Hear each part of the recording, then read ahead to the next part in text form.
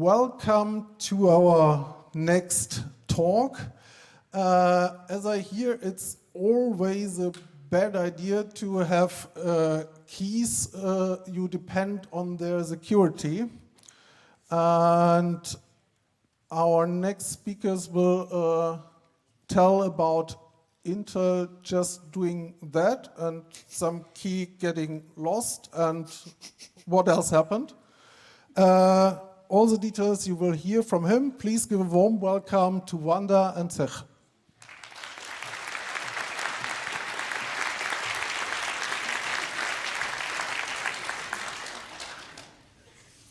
Very well. I am Wanda, this is Sagar. Say hi, yeah. Hi, so can you start? Okay, so we'll start with a video from, well, it says 2010 here, so it's probably 2010. 27 CV where we presented here console hacking for PS3. Yeah, space, I guess, yeah. Or it doesn't work? It's an international team with, I think we have members on almost every continent. Let's see. We may be familiar faces because 2 years ago we presented, Mark and I presented on some of the hacks we'd done for the Wii. A year before that I had demonstrated the first unsigned code execution on the Wii here at 24C3. 2008, us Wii hackers together with some of the iPhone hackers that I know worked together as Wii phonies. We won the capture the flag of that year and then decided to change the name to Fail Overflow for a variety of reasons. And since then we've been collaborating on various embedded and thought-expansive projects, the most famous of which that hit the press earlier this year was the full reconstruction of the allowing it to be completely broken. That was a fun couple of weeks. So that was the HDCP key, master key, whatever we want to call it. That's what I called it, still call it, yeah. Important thing about the presentation then, important for anyone here, if you wear a black suit, black shirt, you're fine. If you wear a white shirt, you're suit. So this year we got shirts with a splash of color and our designer took it very literally. So, yeah. First, yeah, the master key. This is the master key as we put it on pastebin, basically. Yeah. This is big matrix of big numbers. So what is HDCP? HDCP is this thing that anything you care about, HDMI, DVI actually, DisplayPort, everything uses to supposedly protect all content, the media, the DVDs you display, whatever. So it's never displayed by an unlicensed device. Yeah. Why do we care? Why? Some of us sometimes want to display our own stuff, right? And it prevents us from doing that. Why is that? That's not fair. And what can we do about it? Right, well, hack the bloody thing, of course. What else? Yeah. So I found a firmware update for some BIOS for some device that has a graphics card in it, that has a key pair for HDCP in it. So I was like, I can use that, yes. And then I found another firmware update with and then another. And then in the end I had like 7, 8, 9, I'm not sure. But that's not enough because you need a bit over 40 to reconstruct what we call a master key, so we can make our own keys, right? So where can we get more key pairs? More that valid key pairs that we know are valid key pairs. We try to use Macintosh laptops because fail overflow people at least have access to many Macintosh laptops. Many of us have one. That's good start. And we have access to some people who work at Apple that also help. But we could not actually get the keys out of the BIOS and whatever, because it's not where it's stored. That's, yeah, you can blame us that we couldn't do the impossible? Okay, yeah. New approach. The keys must be stored close to the video driver, video hardware. So let's get the stuff from there, right? So we ask Wanda. Yeah. Yep. So, hi, I am Wanda. In 2010, I was working on reverse engineering Nvidia GPUs for the purpose of making open source drivers, which you may have heard of. And at the time, I was working on reversing some mysterious firmware related to video decoding. It involved some cryptographic coprocessor that I didn't really understand in the beginning. I talked about it a bit on IRC, and at one point I was contacted by members of the Fail Overflow group who have been attracted by my mention of cryptographic stuff. And then I became the Nvidia consultant in this little project. And in the end, we have managed to extract some nice keys from Nvidia GPUs. So, the video decoding blobs. It turns out that the Nvidia GPUs have a bunch of, let's call them management cores, that run custom code on the GPU that manages video decoding and many other things. In the beginning, it was just video decoding. Now it's like everywhere. I have no idea how many of these management cores they have these days.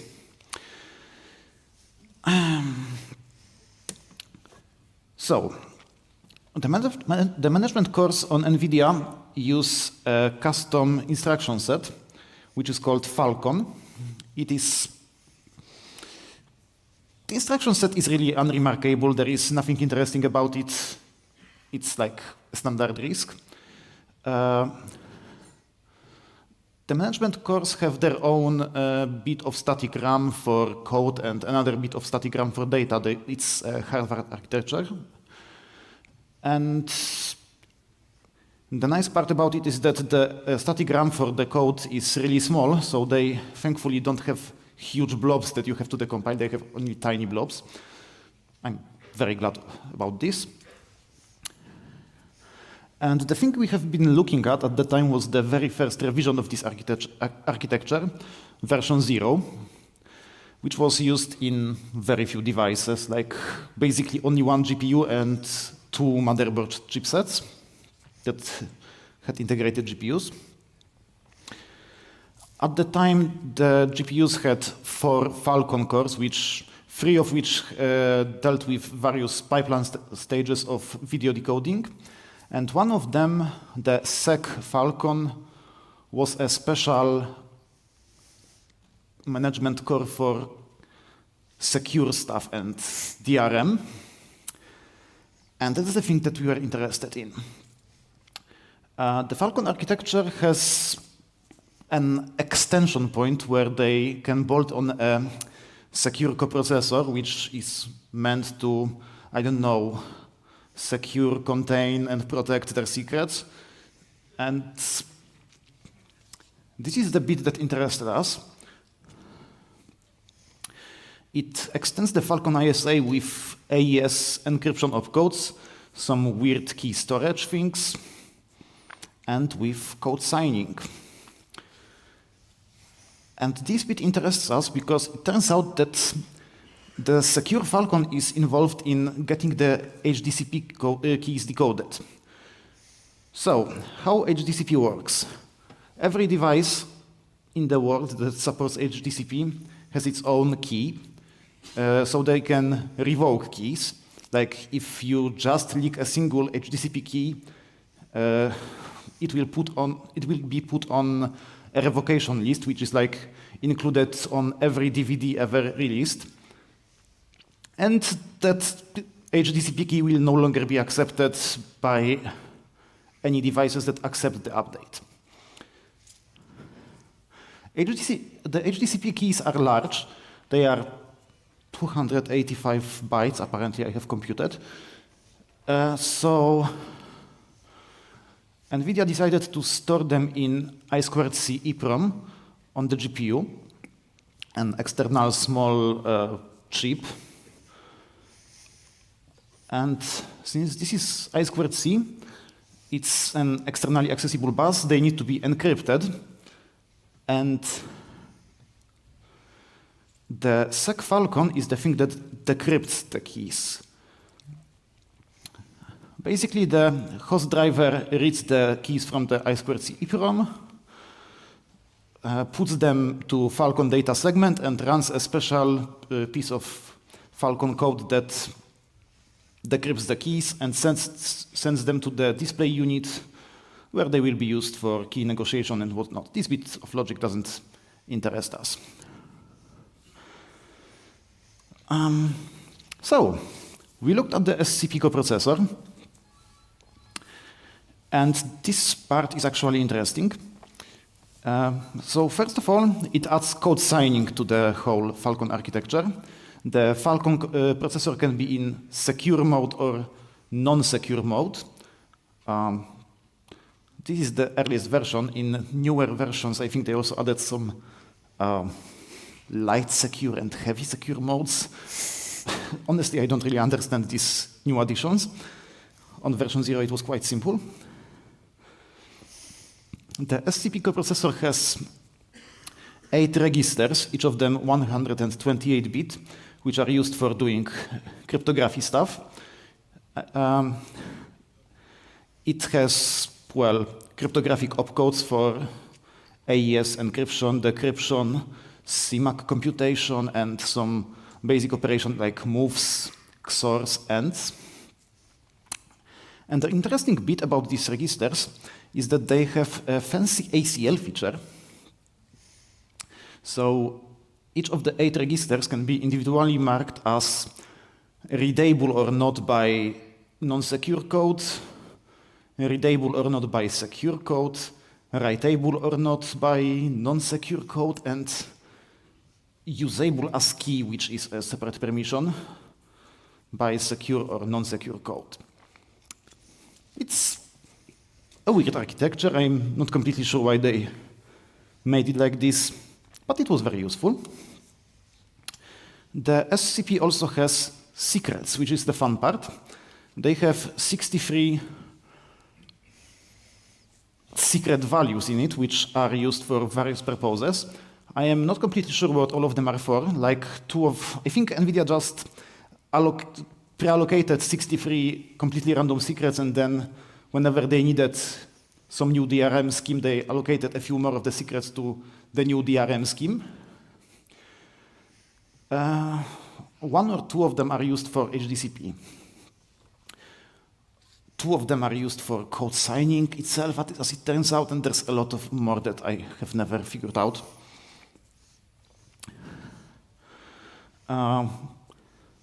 The SCP also has like a true random number generator, which isn't really related to what we did at all, but it's there. It has DMA capabilities, and it has 1 per device key, which also wasn't used in what we did. The 63 main secrets are identical across all GPUs of a given generation, and the 1 per device key is, well, per device. And how does the secure mode work? So, you can just upload code to the Falcon processor to execute it. And when you do it, it will be run in the non-secure mode, which of course doesn't have access to any secrets. If you want to access secrets, you have to enter the secure mode, which is done as follows. You upload the secure code to the code segment. You use some special operations to mark it as secure. You need to have a cryptographic signature, a mark that verifies the secure code as coming from Nvidia. And you have to put the signature in one of the SCP registers. And then you just jump into the code. And then a bit of weird magic happens. When you jump to a code segment marked as secure, the jump will be intercepted by secret ROM that will verify your signature. And if the signature turns out to be correct, if this is legitimate Nvidia code, it will actually set up some stuff and jump to the code in secure mode. And if the signature isn't correct, you get an exception, which, well, the exception mechanism of Falcon is not really interesting. I won't get into that. So, what do we do about this? We looked at the HDCP firmware. Unsurprisingly, it used the secure mode. The good thing is that the code wasn't encrypted. We could just read it. It was only authenticated. And the code turned out to, well, just get the keys from the host driver, decrypt them using some secrets extracted from the mask ROM, and using also some weird operations that we didn't understand at the time, and then send it to the display unit. Interestingly enough, the per device key was not involved in the decryption mechanism at all, so every GPU had the same decryption key for the HDCP keys. So, we looked closer at the SCP registers. The really fun thing about SCP is that they were clever in the design, too clever. So you have the ACLs, you have registers with secrets that you cannot read, but you can still do operations on them. You can load an arbitrary secret into a register, and you can XOR it with another register, and it will be just fine. The SCP will execute the XOR. You will just be unable to read the result because the ACLs propagate. Hey, nice, fun construction, very secure. There was only one problem. The secure mode entry. It turns out that the operation that compares the signature with the correct signature doesn't check if you have the right to actually read the signature you are presenting. So we made use of that. Here is how to read a secret from the SCP. You grab whatever you want to read. You select which bit you want to read because you can only read one at a time. You load a value with this particular bit set into some other crypto register and no other bits, like a single 1 bit and all other bits are 0. Then you end it with the secret you want to read and XOR this into the real valid signature of whatever Nvidia code you have on hand, and then try running it. And this results in a signature that maybe is correct, maybe not, depending on the value of the one secret bit you want to check. And you just see if the code still runs. If it still runs, it means that the bit you were trying to read is 0. If the secure mode entry crashes, it means that there was a 1. And this is how we can read any secret from SCP bit by bit.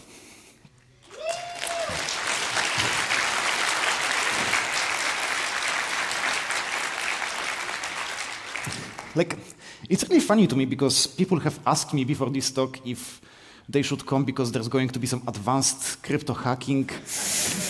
No, there isn't. Like, all the device hacks that are done like this. There's some random weird bug in the security that's just completely bypasses everything.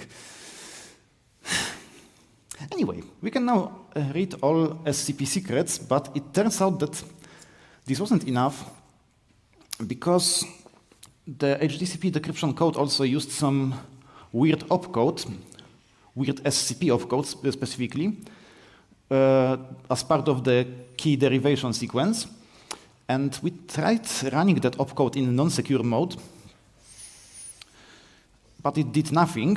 And if we tried to just run the algorithm without this opcode, it didn't decrypt the keys properly. So we were kind of stumped, and we didn't know what the hell is going on with this opcode. Eventually, we decided that we need to figure out a way to forge signatures for this processor and reverse the missing opcode by just running it ourselves. So how do we forge signatures? We have, of course, just tried pulling random signature algorithms and trying them out, but we couldn't find any algorithm that matched the signatures on Nvidia code, even putting all the secrets we extracted into it. But here's a fun thing. If you fail entering the secure mode, if you present an invalid signature, the SCP just helpfully leaves the correct signature it compared against in one of the other cryptographic registers. And we can just read it. Or actually, we don't need to read it. We can just move it to the correct register and retry it, and this will work.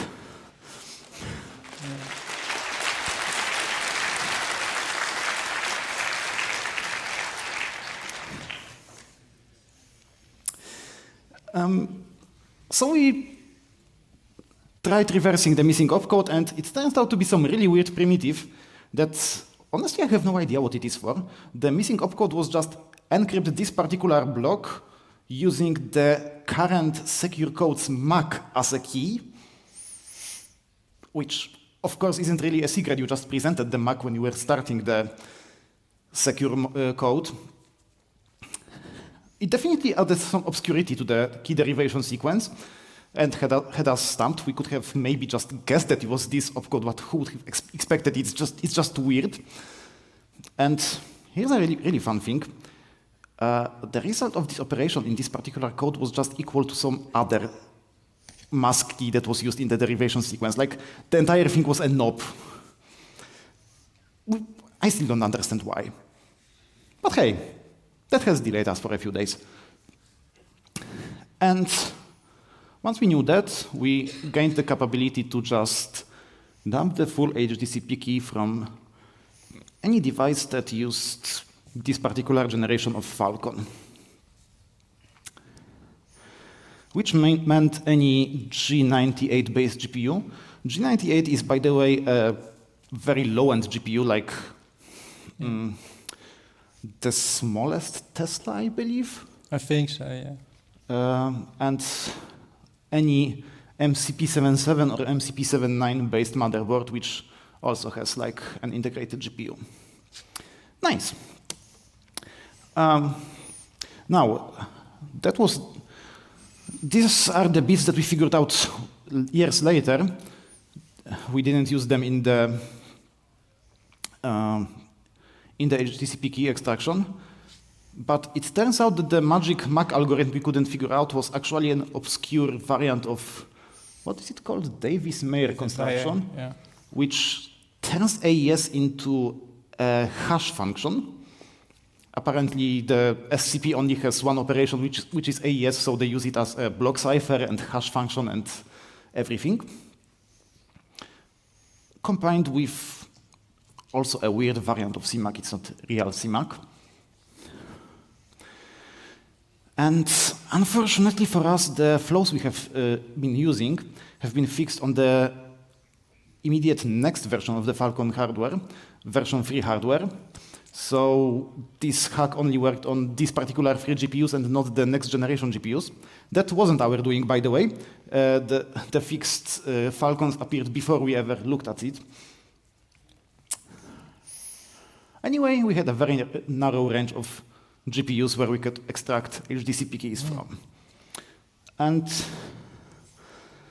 in another bit of an unrelated history, what is the best way to attract hackers to hack your platform?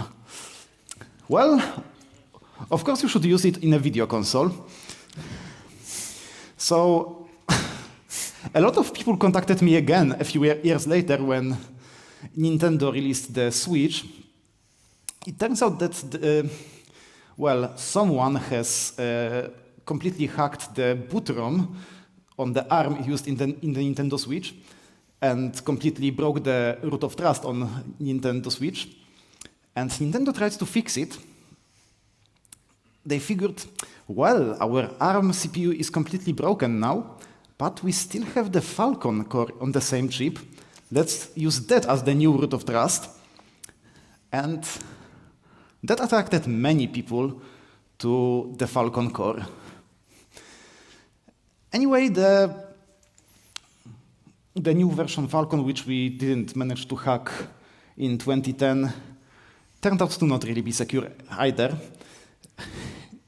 It turns out that you could smash the stack on the Falcon using the DMA controller on the Falcon. Just before running secure code, you start DMA engine to override the stack in the secure code and trace it. And the Falcon and Nintendo Switch was hacked again. It was more than a week. It was more than a week. They actually got more than a week out of it. Yep. Not 2 weeks though. Yeah. Well, anyway, so this is all fun. We have a few HDCP keys, but what do you do with single HDCP keys? Like, if you leak single HDCP keys, they will just be revoked, and you will not be able to do anything with them after the next update. So how does the scheme really work, and what is the master key? The master key. I came up with the name myself because it's like a skeleton key. Yeah. Linear algebra. I called this part linear algebra to scare people. Right. Oh, what? Yeah. It's really simple. So we wanted to get a lot of keys. So Bushing decided to buy a lot of really cheap devices, right? Really simple video cards from Newegg, online retailer thingies. And you can send stuff back to them and they buy them back and you get the day price back for it. So we made money. Yay.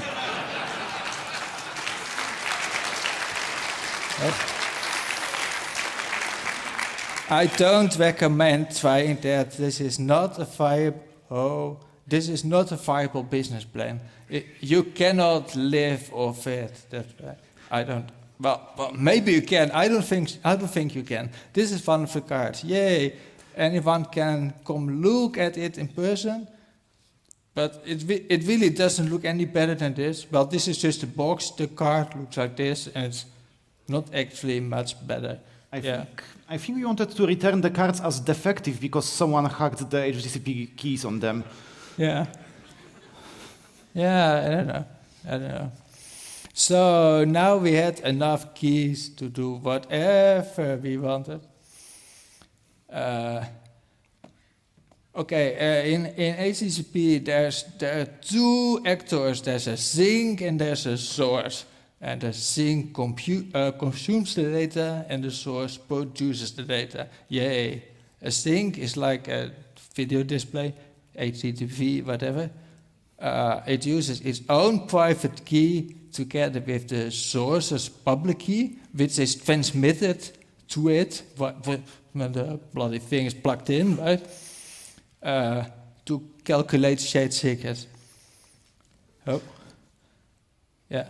And the sink, the source, the video card does the same thing, but the other way around with its public key, or its private key actually, the public key of the sink. And the shared secret you compute is the same bloody number. That's what the HDCP standard says it is anyway, so let's trust it is that way, right?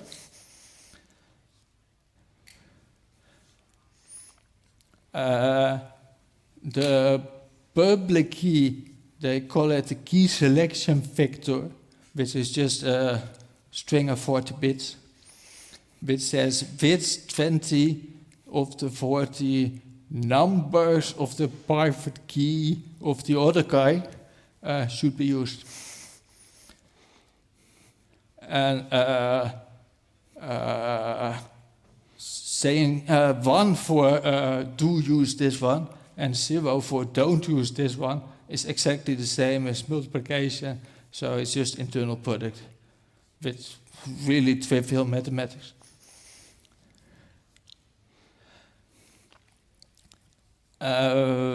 So when you have any number of known valid key pairs, you can make any linear combination of them, of the public keys, and those work just fine with the same linear combination of the private keys, which is important.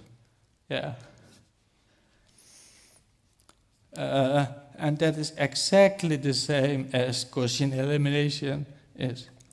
And Gaussian elimination in Dutch, my language, is a much nicer word to it. We use the word to sweep something for it, to wipe something. Vegen. Yeah. It's so evocative. It expresses what you do. You just clear the whole thing. Yeah. But you cannot actually do the same thing as what you normally think about Gaussian elimination. You cannot actually do it because you're not actually working over vector space, as you learned in high school. We're working over set over 2 to the 56 set, which is a really simple, it literally just means 56-bit binary numbers, basically. And that isn't filled. You cannot divide by every number. You cannot divide by any even number. So it's not a vector space, but it's not a problem for most things. Well, I say everything works as expected, that's not true, but almost everything works as expected. But there isn't a unique solution to the inverse of a matrix. None at all, actually.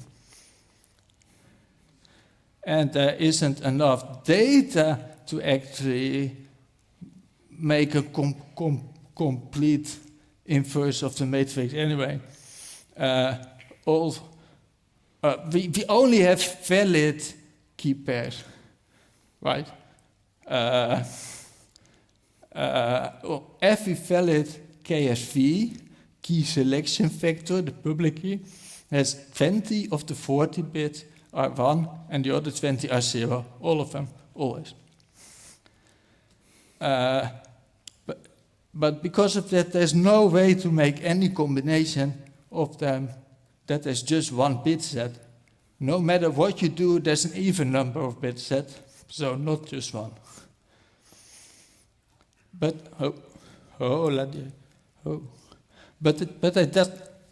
it doesn't matter so much. We cannot find a unique solution. But do we need to find a unique solution? No, we need to find a solution that works, right?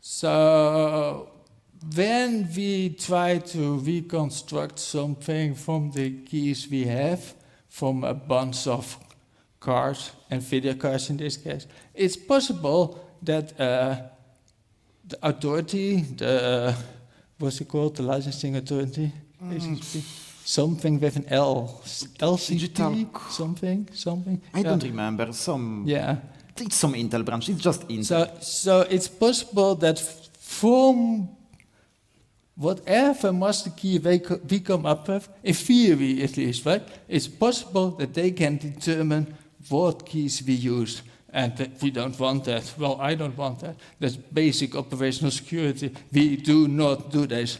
So I filled in randomness for every bit that could not be exactly determined. And the random generator I use is svent42, which is the GNU random number generator thingies. So now everyone can determine if that's actually true, right? If they know my complete code, but yeah, it would be pretty good obstacle if we didn't like talk on the C3 stage about it or something.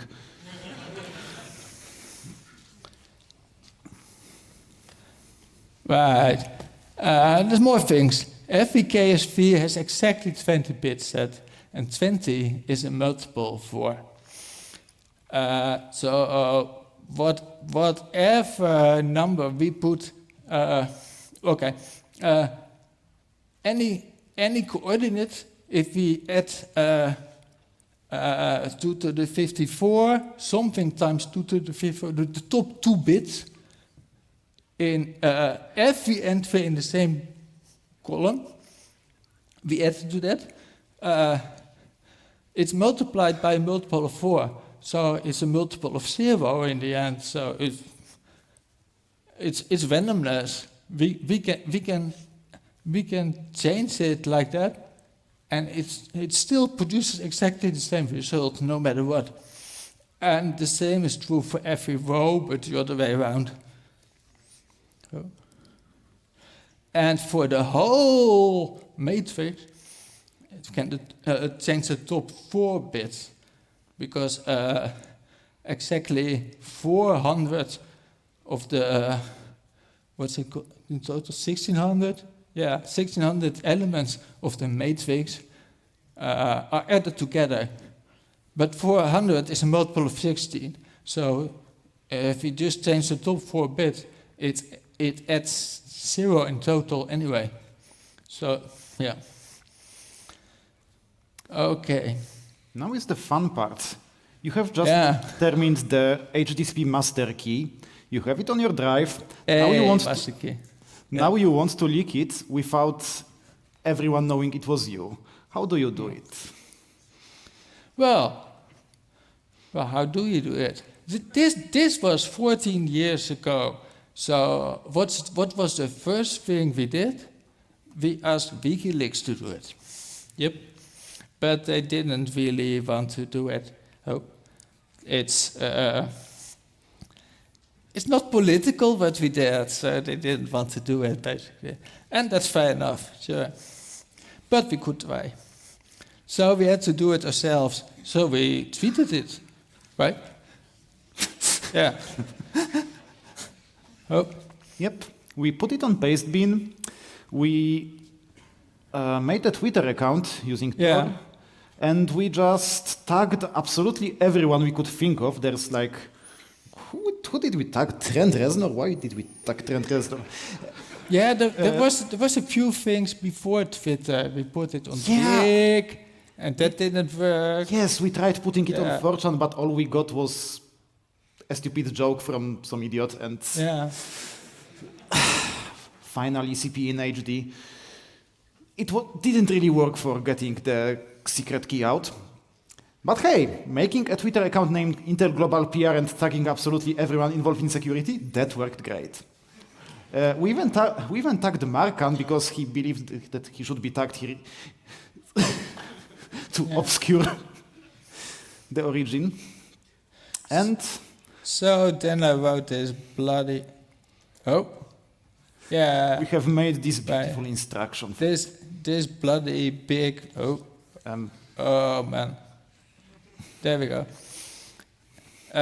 This is a small part. It's 40 lines of incomprehensible hex. But yeah. Important. No matter what, at least it taught me something. So this tweet start, or whatever you want to call it, starts with this is 40 times 40 matrix. I learned how to spell 40, so at least someone learned something here. It's important. Yep. Yep. Thank you.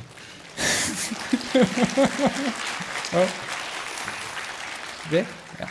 Great. And then there's the aftermath. Yeah. So, what happens when you crack a DRM scheme like this? The answer is that absolutely nothing happens because this is not a cryptographic scheme, whatever you may think. This is a market control thing, rent extraction even. Right. The point of HDCP is simple. The point of HDCP is that every HDMI device made has to pay $1 or whatever was the number to Intel for an HDCP key. Yeah. It's a business tool to make money from every HDMI device sold. The consequence of leaking the master key was exactly nothing, because everyone who makes an HDMI device still has to pay Intel for an HDCP key. It doesn't matter if it was cracked or not. But hey, at least we... So there were like 2 replies coming out of Intel.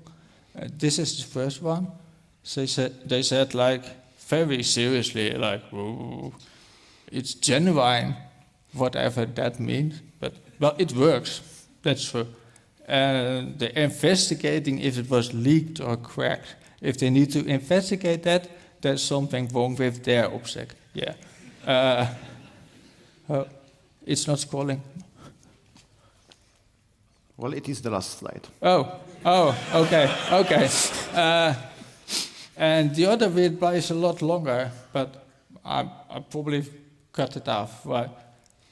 It's nice. It pretty much says that we reconstructed this key from data instead of it actually being hacked.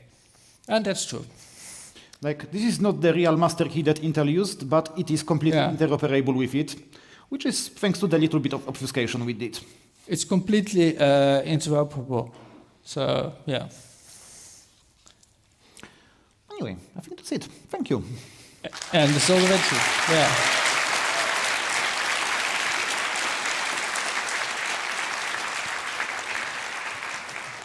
Questions? Yes, thank you very much for the talk. Please, we have plenty of time for questions. So line up for the microphones in the halls. There are 6 so far, I see. So find a microphone and then we can start. And there's also a signal angel. Maybe it's a signal angel first, then the other people can find a microphone. All right. The internet wonders what mechanism compels manufacturers to use HDCP. Couldn't they just do it DIY? Or could they opt out of the whole thing? If you don't use HDCP on like your television, none of your customers can display any content that's anywhere protected. If you play a Blu-ray, the target device needs to have HDCP. You need to get an HDCP key from Intel. You could also, of course, just grab our master key and compute yourself a key, but then Intel will sue you, so it's not really workable if you are a manufacturer that's based in the West. If you are based in China, you can maybe get away with it. I mean, that's another part of why this didn't really change anything. If you wanted to strip HDCP from something, there were already HDCP strippers on the market that just grabbed a key from some chip that was meant to go to some random screen. We just kind of democratized it. We start with microphone 1. Hi. Hey, okay. Thank you for your talk. So this was HDCP 1.4, right? Yeah. Have you looked into HDCP 2.0? Okay, yeah. It's a completely different scheme that's unrelated. It's completely different. It's actually RSA. It's actually secure. If they would have implemented it anywhere near correctly, it would be actually secure. But they didn't, and somehow they completely got rid of it. And for HDCP 3 and for HDCP 4, they use completely different schemes, which are completely not secure either, right? I don't know. I mean, Basically, all of HDCP is obfuscation. It's not encryption. it's once again just a rent extraction scheme, so you can require a license for an HDMI port.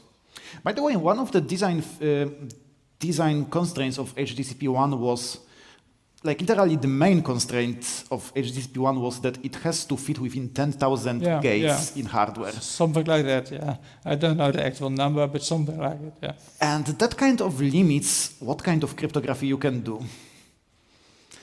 Okay. Strong cryptography was never at the point. Yeah, well, you can do a pretty strong cryptography in 10,000 gates. Like AES, you can do AES in 10,000 gates. Easily.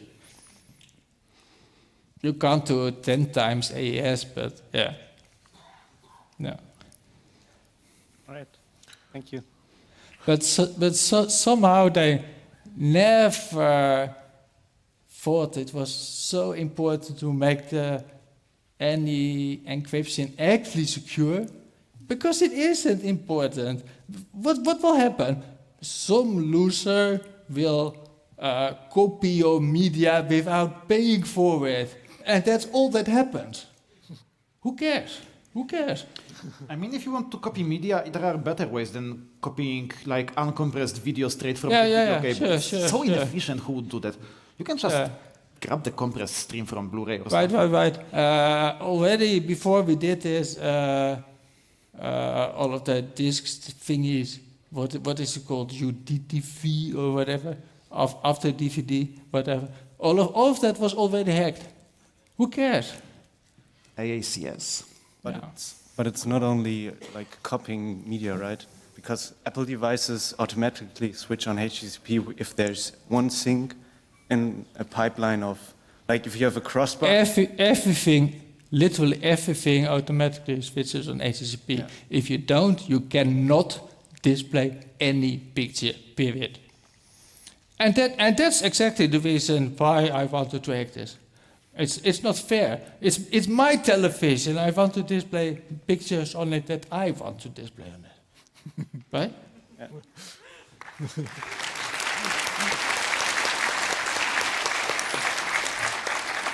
Microphone 2, please. Hi, thanks for the very interesting backstory. Something I noticed in the pastebin, which I didn't actually notice 14 years ago, is a little tidbit where it says this is the matrix for the source. And if you want to have the matrix for the sink, all you need to do is transpose it. Right. In any kind of competent secret share agreement scheme, there's no reason for the keys to be related. So is this an actual property of the protocol, or were they just lazy and didn't want to generate two matrices? It's a property of the protocol. It's something that Wikipedia gets completely wrong. They say HTTP uses the Blom scheme. The Blom scheme, the matrix is symmetrical. It isn't symmetrical. It's very important because it's way easier to invert the matrix if you know it is symmetrical. It's computationally a lot more efficient. It's at least twice as efficient, which is obvious because half of the numbers are the same to the other half of the numbers, right? But it's actually quite a bit more efficient to invert it. But for HDCP, it is asymmetric. Source and sink a different thing. Okay, thank you. Yeah. Next is microphone 6. Yeah, so you mentioned in the Nvidia thing that the first version was V0 and the next version was V3. Do you happen to know what happened to the versions between that? Quite honestly, no idea. And also, we kinda call it version 0 because it did not have a version register at that point. So when you tried to read it, you got 0. As far as we know, there could have been more versions, or the version 0 could actually be called something else internally. That's just how it works. Basically, we call the version 3 because it's presented free in a register that has appeared later. Like the versions that we know of are version 0 and then version 3, 4, 5, 6. So Also, I think there was like a 4.1. They have weird numbering scheme. Okay. We let Intel figure that out. We go back to microphone 2. You spent 14 years now not talking about this, except for the leak, of course. What compelled you to do the talk now? Is it because... Oh, last year, basically, last year. Last year, here at CCC, I decided I wanted to do a talk about this. We never did it, right? With, the year we played the clip from, right? Yeah, basically we met IRL for the first time a year ago on on the Congress, and we decided that the year we hacked the PS3, we got sued by Sony, right? So maybe we didn't want to expose ourselves at all anyway, right? And it was years ago. So yeah. So you think that now Intel doesn't care anymore? And well, I don't care if they care. let's put it that way, yeah.